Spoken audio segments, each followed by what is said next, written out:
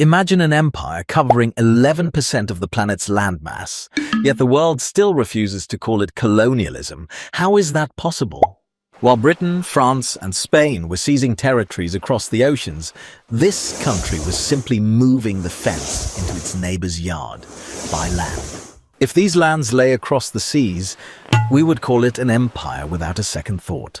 But because they are right next door, the world fell for the story that it's not colonialism, but just a very big country. So let's break it down.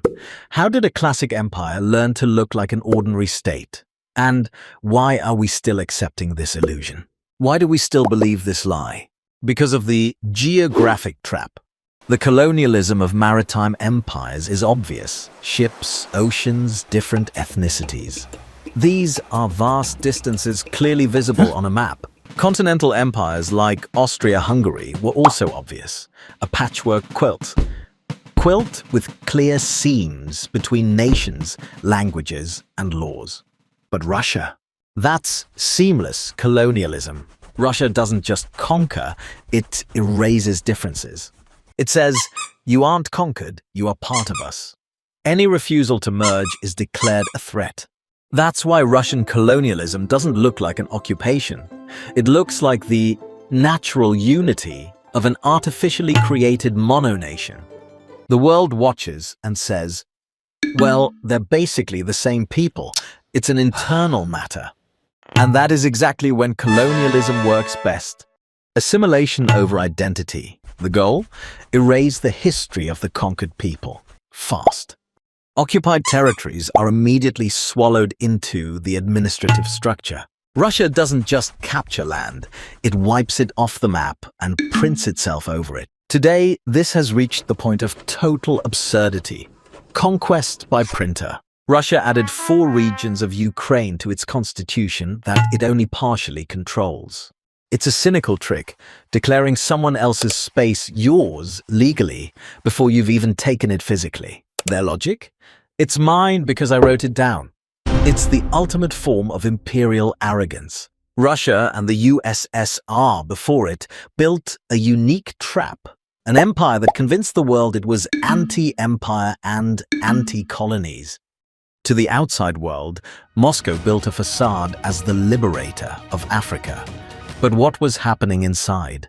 In the 70s, Moscow sent tanks to Angola to liberate it from the Portuguese. At the exact same time back home, it was throwing Ukrainian, Georgian, and Kazakh poets into prisons because they wanted to speak their own language. Look at the Sakha Republic, known in Russian as Yakutia. This place provides 83% of Russia's diamonds. It has so much gold and rare metals that Greenland would be jealous. But Sakha isn't a partner, it's a donor. Yakutsk is the coldest city in the world, where people live in poverty while the wealth from their diamonds flows straight to Moscow.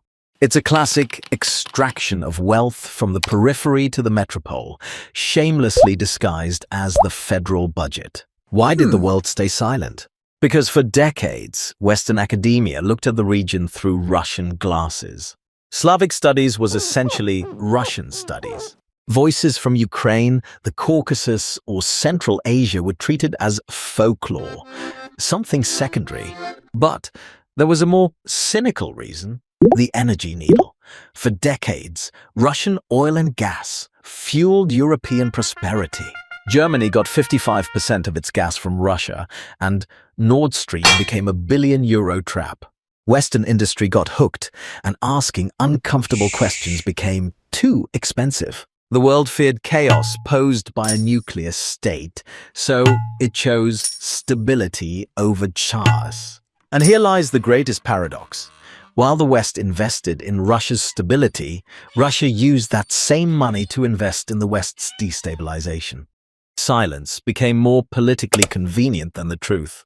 Russian colonialism is only invisible to those who refuse to look. It spends billions on its facade and has spent years seeping into your life through culture, media, and the economy. It's hard to notice until it shows up at your door with a gun. Russia is the largest colonial power in history. The only question is, when will we stop pretending otherwise?